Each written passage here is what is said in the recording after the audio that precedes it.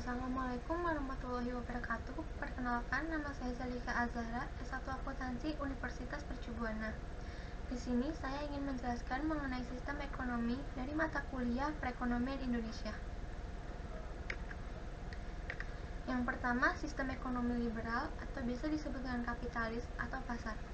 Sistem ini berlandaskan pada kebebasan individu dan perusahaan dalam menentukan berbagai kegiatan ekonomi seperti konsumsi, produksi, dan distribusi. Ciri-ciri sistem ekonomi liberal yang pertama, hak milik pribadi, kebebasan berusaha, dan kebebasan memilih. Kedua, motif kepentingan diri sendiri. Ketiga, persaingan bebas. Keempat, harga ditentukan oleh mekanisme pasar. Dan terakhir, peran pemerintah terbatas.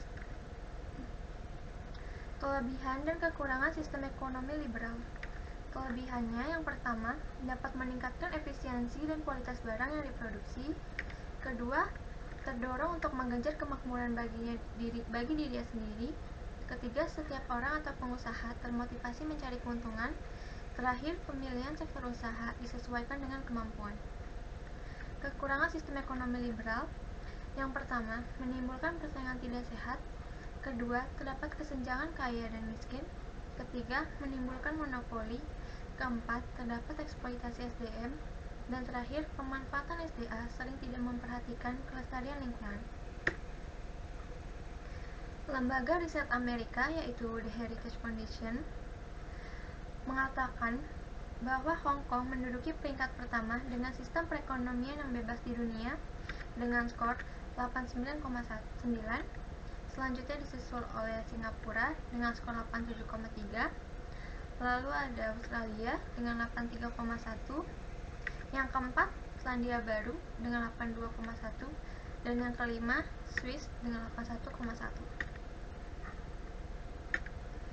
Yang kedua, sistem ekonomi sosialis atau terpusat.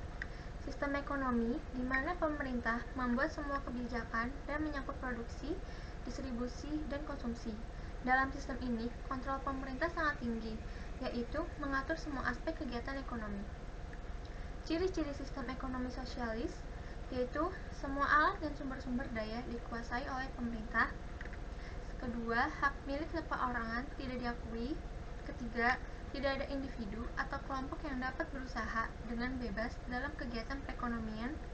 Yang keempat, kebijakan perekonomian diatur sepenuhnya oleh pemerintah. Kelebihan dan kelemahan sistem ekonomi sosialis. Kelebihannya, pemerintah bertanggung jawab penuh dalam perekonomian. Yang kedua, relatif tidak ada jurang pemisah antara orang kaya dan miskin. Ketiga, hasil produksi dapat dinikmati secara rata. Keempat, mudah melakukan pengendalian harga.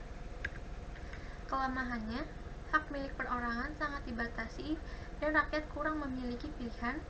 Kedua, potensi dan daya kreasi tidak berkembang. Terakhir, tidak terdapat kebebasan individu. Contoh negara yang menggunakan sistem ini yaitu negara Kuba, negara Cina, dan Korea Utara.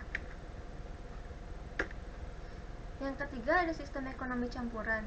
Sistem ini merupakan sistem campuran dari kapitalis dan sosialis, di mana pemerintah dan swasta saling berinteraksi dalam memecahkan masalah ekonomi. Ciri-ciri sistem ekonomi gabungan yaitu merupakan gabungan dari sistem ekonomi pasar dan terpusat. Kedua, barang modal dan sumber daya yang vital dikuasai oleh pemerintah. Ketiga, pemerintah dapat melakukan intervensi dengan membuat peraturan, menetapkan kebijakan fiskal, moneter, membantu dan mengawasi kegiatan swasta. Yang keempat, peran pemerintah dan sektor swasta berimbang.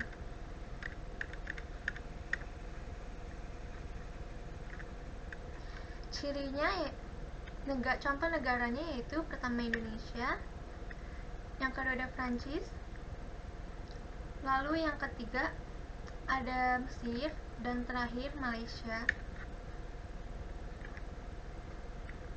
Indonesia menganut sistem ekonomi Pancasila. Sistem ini berlandaskan dengan nilai dan moral yang terkandung dalam Pancasila sebagai dasarnya. Sistem ini dipilih karena mengandung makna demokrasi ekonomi. Sistem ekonomi Pancasila juga sering disebut dengan sistem demokrasi.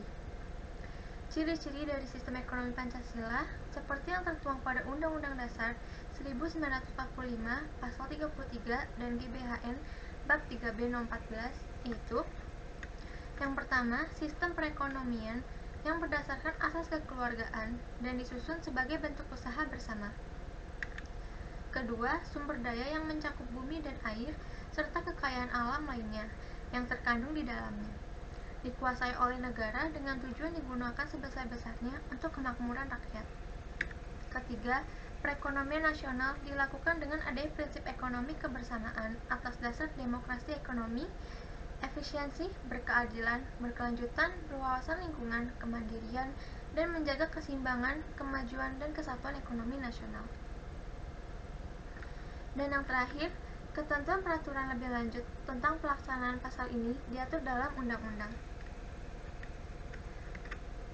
Sekian penjelasan dari saya mengenai sistem ekonomi. Kurang lebih mohon maaf. Assalamualaikum warahmatullahi wabarakatuh.